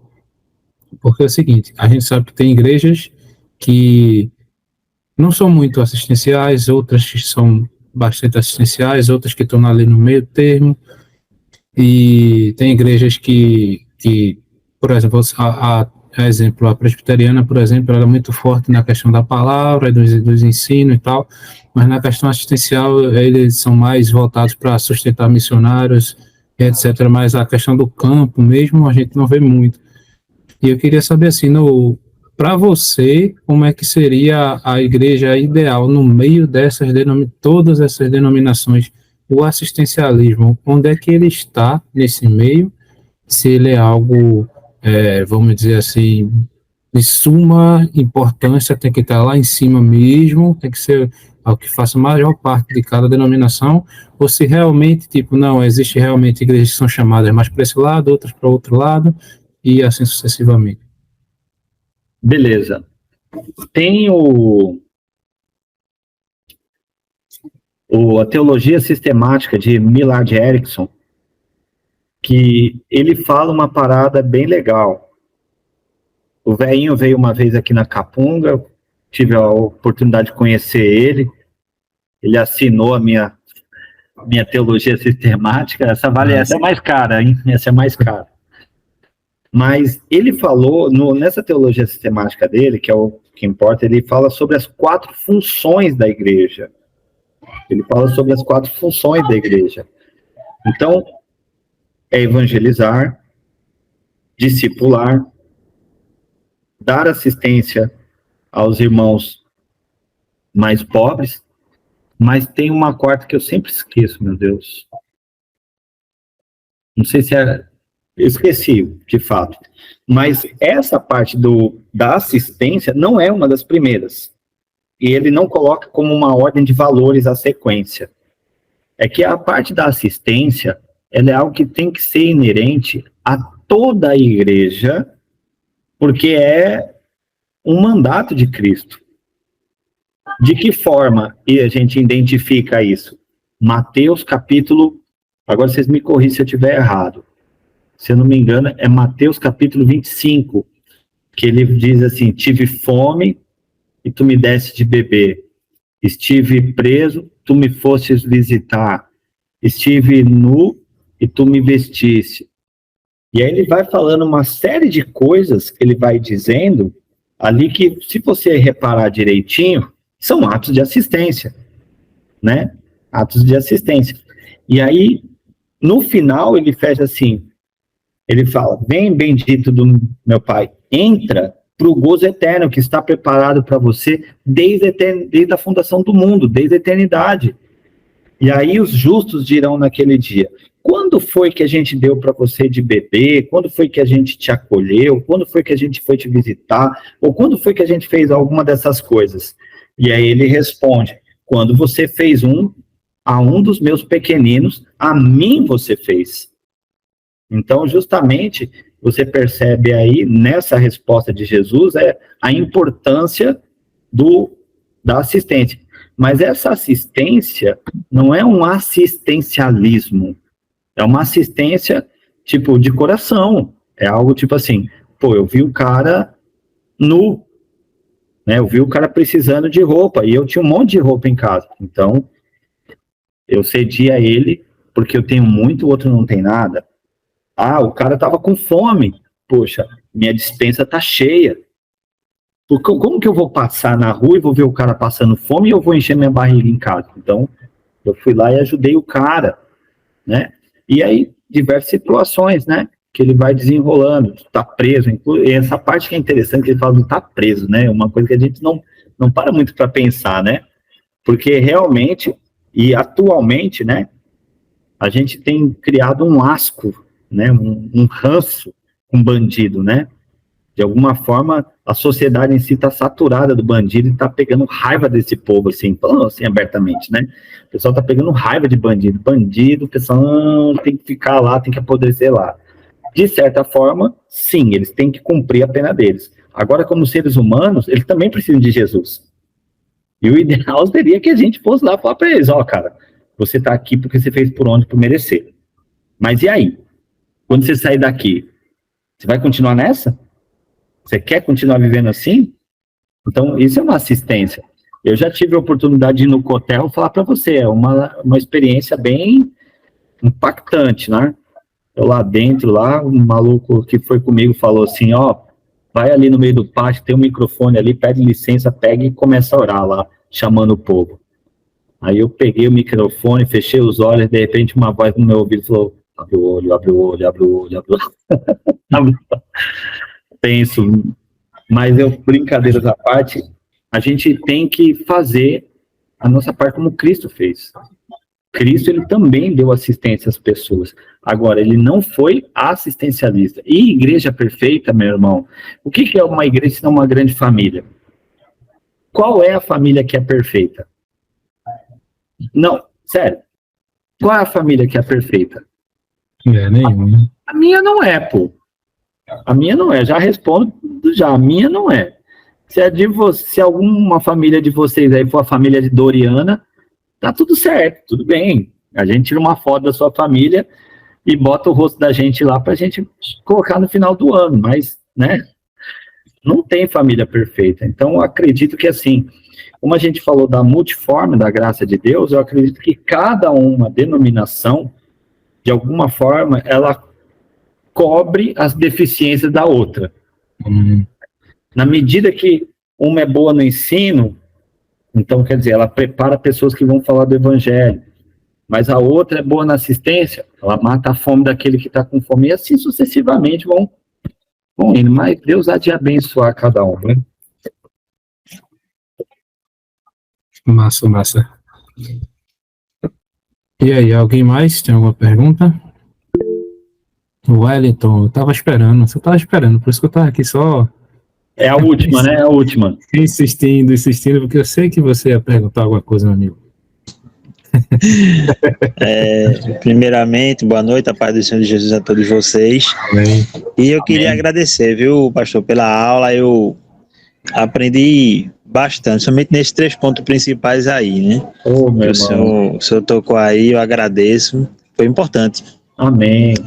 A minha pergunta, para não demorar muito, é sobre a questão do que Jesus falou aos seus discípulos, né? Que ele disse assim: se você for até uma cidade e não ouvirem, você bate os pés e saia, porque haverá, né, mais. E a minha pergunta é a seguinte: quando o senhor identifica o momento de parar, dizer, ali não quer, ali eu não vou, ali eu vou bater meus pés. Isso? Sim.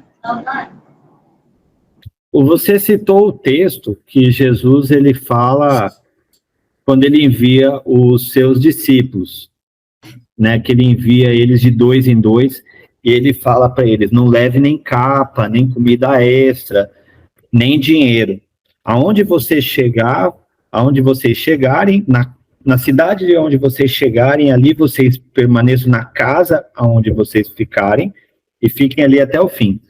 Se você chegar em algum lugar e você der a paz e a paz retornar para vocês, ali você permaneça. Se a paz não retornar para vocês, então você se retira e bata as sandálias dos pés, como um testemunho contra aquela cidade, contra aquele local. Então, veja bem, ali Jesus estava fazendo um primeiro comissionamento, como se fosse uma espécie de um treinamento ali dos discípulos, ele deu autoridade a eles para expulsar demônios, para fazer as curas, e eles foram. Porém, a gente no dia a dia vai entender que a gente é bem quisto no lugar, ou se a gente não é quisto no lugar, utilizando o mesmo método que Jesus falou. Você vai dar a paz. Você não precisa necessariamente chegar num boteco e falar a paz do Senhor, que ninguém vai te responder. Né? Mas se você chegou num lugar e você chegou ali para transmitir o evangelho, você chegou ali para falar de Jesus e você foi acolhido, isso é um sinal que o campo está aberto para você falar. Mas se você percebe que existe uma hostilidade, uma animosidade, que existe ali uma repulsa por você, isso, primeiro, antes de mais nada, é um sinal demoníaco, né? Que está ali iniciando uma batalha espiritual. Mas se você vê que as pessoas não te querem ali, então, né, é de bom tom, né, que você saia do local, que você não permaneça insistindo. Porque você não as pessoas não são obrigadas a lhe ouvir, né? Ninguém é obrigado a lhe ouvir. E você vai falar para quem quer ouvir, não é verdade? Eu acho algo bom, por um lado, e muito complicado, por outro lado. Por exemplo, aqueles camaradas que pregam no busão, né? Ou no metrô. Eu acho algo bom, por um lado. Por quê? Porque são homens e mulheres corajosos, né? Que vão lá falar abertamente para o público que Jesus está voltando e que, você tem que tomar um rumo na tua vida. Isso é importantíssimo. Mas, em algum momento, eu fico pensando comigo, até que ponto isso é legal? Porque, às vezes, tem gente ali que também já é cristão, já está cansado, já está, né? Também vindo do trabalho e o cara tá ali gritando no ouvido da pessoa. Aí aparece sempre um gadareno, né, para xingar o crente, isso, aquilo. No final das contas, eu acho que ele está fazendo certo. Mas se ele percebe que também vai ser utilizado, né, se saia, não precisa ficar debatendo, brigando com ninguém. Porque é isso que você percebe ali Jesus falando. Ele fala o quê? Se você lançou a paz e a paz retornou para você, permaneça. Se a paz não retornou para você, bate as sandálias, sai fora. Porque agora a testemunha contra essa pessoa é o próprio Deus. É Deus que está testemunhando contra aquela pessoa. E é um testemunho terrível, né, mano? Verdade. Acabou? E aí, tem mais alguém? Essa é a minha opinião, tá? Não é uma enciclopédia bíblica, não. Olha, tu ficou tranquilo aí com a resposta ou tem alguma coisa pra falar? Fiquei, porque aqui já começou o som de novo. A minha vizinhança é uma benção. Pronto, pessoal. A gente vai encerrar aqui a aula. E mais uma vez agradecer a todos, agradecer principalmente ao pastor Márcio Mano, né, que eu chamei ele e ele sempre desde o início disse, vamos embora. E também eu queria também dar a oportunidade a ele de divulgar o curso dele, né? Tem um curso dele aí, ele é divulgar para quem tiver interessado. Ah, pessoal, tem um curso, sim, que é o curso de férias lá do seminário. Eu vou mandar para o Pedro. Eu acho que o Pedro tem um contato da maioria do pessoal aqui.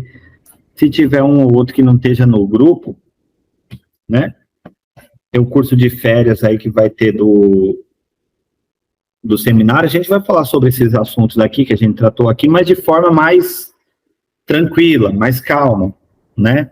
Vai poder desenvolver, vai ser uma semana. Vai ser a partir da semana que vem, inclusive, dia 22. Né? É isso mesmo. Do dia 22 ao 26. E para o ano tem os cursos do seminário. E é isso aí, pessoal. Querendo. Também tem o Café com os Manos, deixar lá pro pessoal lá o endereço, quem quiser fazer uma visita com a gente, tomar um café, né? Falou que que gosta de café aí, que faz café bom, vamos lá tomar o café. Sim, pastor. Aí só para deixar mais claro, quanto é o valor do curso? Rapaz, se eu não me engano, deixa eu ver aqui. Só um minuto, por favor. Tá fácil aqui. O investimento é R$51. R$51, né? Do dia 22 a 26 de janeiro, o horário é das 20 às 22 horas. 20 a 22 horas. É presencial, é isso? Não. Online. É Google Meet. Google Meet, certo. Mas R$51 a... Google Meet não, desculpa. Alguma plataforma do eu acho que é o Zoom aqui, é que eu confundi, eu falei no automático o Google Meet, mas eu acho que é pelo Zoom. Pelo Zoom, né? Carlos, tu já fizesse, foi esse curso? Carlos está falando aqui sobre ele. Eu acompanho pelo grupo do seminário. Certo. Pronto, R$51 aí. Aqueles que estiverem interessados, só falar que a gente... E qual é a forma de pagamento? Pode ser todas, Pix, cartão, essas coisas? Isso, mas aí eu vou enviar para você o contato e todas as questões, eu vou mandar direto para você, que tem lá o número de telefone da pessoa, aí você bota lá no grupo lá, porque aí fica mais fácil, porque aí não é comigo não. Entendi. Lá pelo seminário a gente só executa a aula, quem faz essa parte aí de pagamento, etc, é o próprio seminário. E graças a Deus por isso, né? E no final dá algum certificado, alguma coisa? Só para tirar a dúvida geral aí. Com certeza. Com certeza. Aqueles que quiserem, né? A gente o pastor vai passar tudo para mim, eu passo lá no grupo, que eles estiverem interessados. Glória a Deus, obrigado a todos. Durante o ano a gente vai fazer mais, viu, gente? Se vocês quiserem, você vai fazer mais. Convidar Outras pessoas, e outros temas, e a gente vai fazer. Num outro momento, se vocês quiserem, a gente pode finalizar os tipos e modelos de missões urbanas, só para não ficar no vácuo. Que eu acho que ficou muito...